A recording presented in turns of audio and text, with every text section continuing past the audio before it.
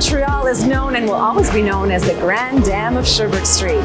Built in 1912 by the same New York architects as the Grand Central Station, the Ritz Carlton Montreal is gearing up for the biggest party of the year, the Grand Prix F1 right here in the city. But here are some facts you may not know about the Ritz Carlton Montreal. Hi, thank you. Many leading figures have visited the Ritz Carlton Montreal, including Queen Elizabeth II, Richard Nixon, Winston Churchill, Pierre Elliott Trudeau, Brian Mulroney, Sophia Loren, Christopher Plummer, Oprah Winfrey, Celine Dion, the Rolling Stones, the list goes on and on.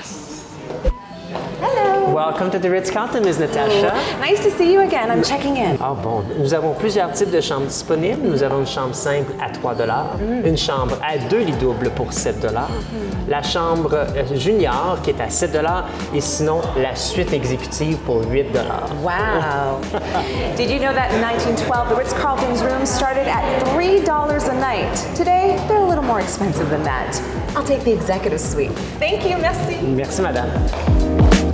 Cesar Ritz knew how important it was for families to stay connected while they traveled, which is why he installed a brass mailbox for his guests to use, and it still stands here today. Hey, Veronica. Hey, Natasha. You know a lot about bookings here at the Ritz Carlton. I do. What's been the craziest booking? Well, in 1972, the Rolling Stones stayed here and they rented the entire 6th floor. Wow, hey, those are really nice chairs in back of you. I know, they are indeed. Did you know they're the actually original chairs from 1912 that were all reupholstered and redone when we renovated the hotel and reopened in 2012? Cool. So who's been the longest person who stayed at the Ritz? The longest. Well, although I can't reveal his name, I can say that he stayed here for 15 years. Wow, hey, billionaire Howard Hughes stayed here in 1957.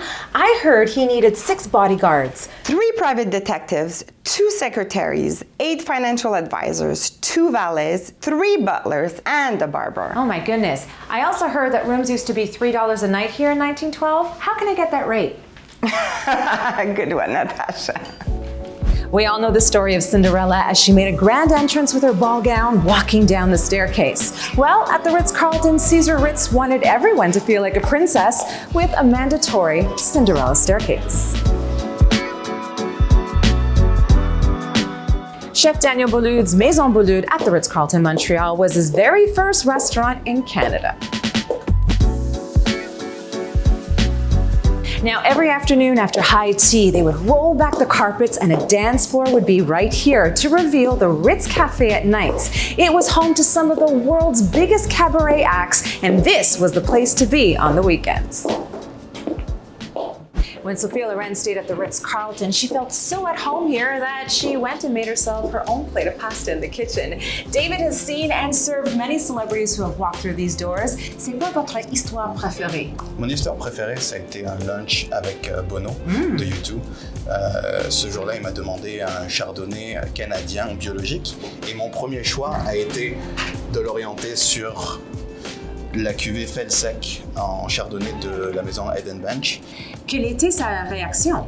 Il a adoré. Il a même dit que j'étais son sommelier préféré. Wow, so Bono came in and David suggested this amazing Chardonnay wine for him, and in turn, Bono said that he was the best sommelier he's ever met. I agree. Thank you.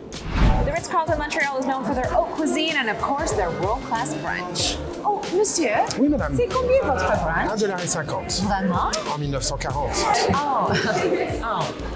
Merci. Of course. One more question. Hi, Natasha. Hi, is it true that these halls were designed to accommodate women's ball gowns? Well, they certainly are wide enough for that, but the main reason why they were designed that large was back then people used to come from overseas and they came for a month, not a weekend like we travel now and travel light. So they came with these big trunks that were very wide. So that's why it was designed like that, and we decided to keep it because it was original.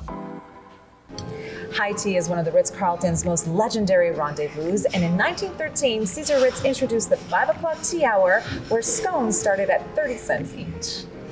If anyone knows about the history at the Ritz-Carlton, it is Magda, who has been here for 41 years. Wow, do you have stories, I'm sure? tons of them. Yes. And can you tell me a little bit about this one here? Elizabeth Taylor got married at the Ritz-Carlton. 1964, the 3rd of March. 2 hours before arriving, they just called saying we coming to get married at the hotel. Is the royal suite available? And we just see them arriving. Went to the royal suite with cases and cases of champagne. Now, she asked 2 people from the Ritz-Carlton to be part of her wedding party. Who were those 2 people? So it was 2 people actually from room service that were present, and they went in the and then actually everybody knew about it. So everybody was outside in the lobby and outside, and they went outside and said hello to everybody.